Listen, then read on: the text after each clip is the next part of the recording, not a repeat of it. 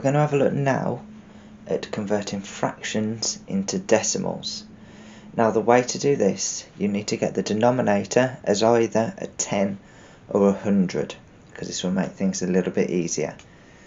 So we've got 5/10. That tells us that if we were to draw out our place value grid,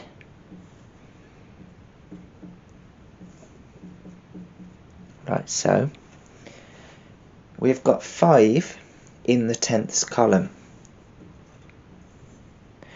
So that would be 0.5. If that question was convert 5/100 to a decimal, the 5 is now in the hundredths column, so we'd have to put our 5 there. So our answer now would be 0.05. We've got 2/10 now. So to convert that into a decimal, we know that there's going to be a 2 in the tenths column. So that would actually be 0.2. And equally, if we had 15/100, we know that if we were to draw this out, tenths, hundredths, we have got a 1 in the tenths column and a 5 in the hundredths column, so it would be 0.15. So what you've got to imagine is whatever number you've got as your numerator, you are dividing it by whatever's on the bottom. So we're doing 15 divided by 100, that will give us 0.15. If we were to have, let's have 5/10, we are doing 5 divided by 10, which we know would give us 0.5. See how everything is linking together now? So things are going to get a little bit more complicated now because we've got a half. Now remember what I said at the very beginning, we need either a 10 or a 100 as our denominator. So first of all, we're going to convert this into an equivalent fraction with a 10 on the bottom. What can we do to 2 to get 10? We times it by 5. Remember, whatever we do to the bottom, we need to do to the top. So now we've got 2 times 5, which is 10, 5 times 1, which is 5, and now we've got a 10 as our denominator. So we can now write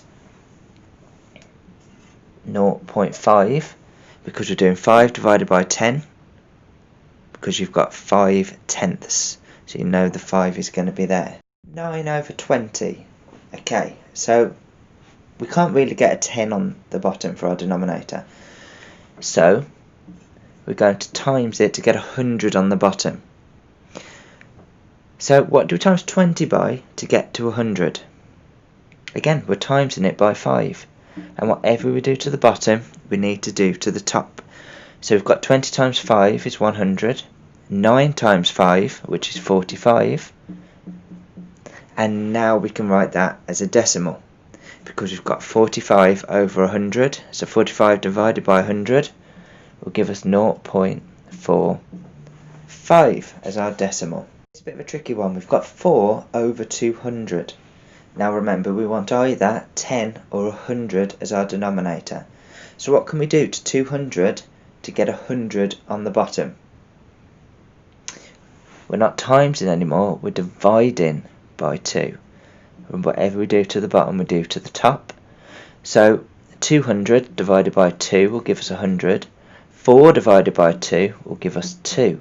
And now we've got 100 as our denominator. So we've got 2 hundredths. So we'd write it as 0.02, because we've got 2 in the hundredths column.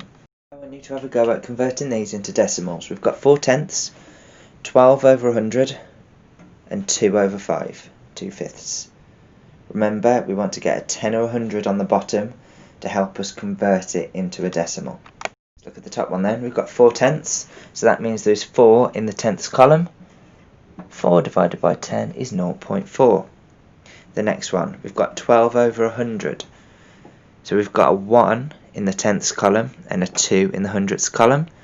12 divided by 100 would give us 0.12. And finally, we've got 2/5. What do we need to do to this fraction first? That's right, we need to get a 10 on the bottom, so we're timesing that by 2, timesing that by 2 to give us 4/10, which we know from up here is 0.4.